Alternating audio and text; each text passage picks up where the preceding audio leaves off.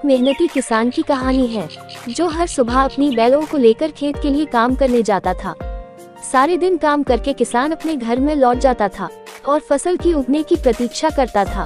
वो अपने काम को बहुत मेहनत और लगन से करता था और ऊपर वाले के ऊपर अटूट विश्वास रख के चलता था।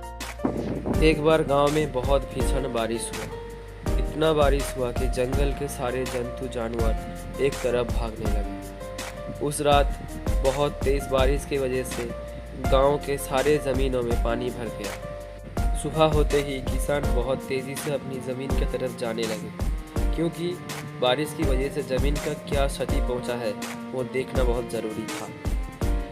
ज़मीन का सारा काम करके शाम को किसान बहुत दुखी मन लेके लौट आता है, क्योंकि ज़मीन की सारी फसल बर्बाद हो चुका था। वो यही सोच के बहुत दुखी था कि इस साल अगर ज़मीन का सारा फसल बर्बाद हो गया तो इस साल अगर चल भी गया, लेकिन दूसरे साल के लिए उसके लिए अनाज कम पड़ेगा अपने परिवार को। वो आता है घर में और अपने बेटे को सब कुछ बताता है कि ज़मीन में कैसे फसल नष्ट हो गया है सब कुछ। बात करते करते किसान की पत्नी वहाँ आती है। वो किसान की सारी बात सुन लेती है। किसान का बेटा उसे कहता है कि इस साल वो भी अपने पापा के साथ खेत में काम करेगा।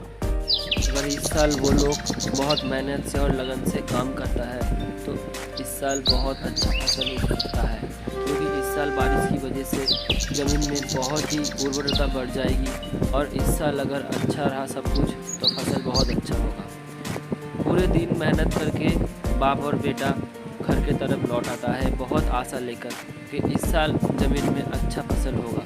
लेकिन किसान के मन में बहुत ही शंका था कि अगर इस साल अगर फसल अच्छा नहीं हुआ तो उसके परिवार के लिए ये अच्छा नहीं होगा। यही सोच के किसान और किसान का बेटा सो जाता है रात को। लेकिन दूसरी सुबह किसान बहुत चिंतित होता है कि आखिर फसल कैसा होगा।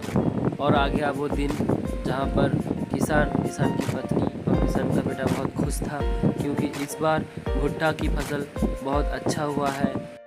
जो भुट्टा बाज़ार में बेच के किसान का सारा कर्जा उतर जाएगा और वो लोग खुश और शांति से रह सकते हैं।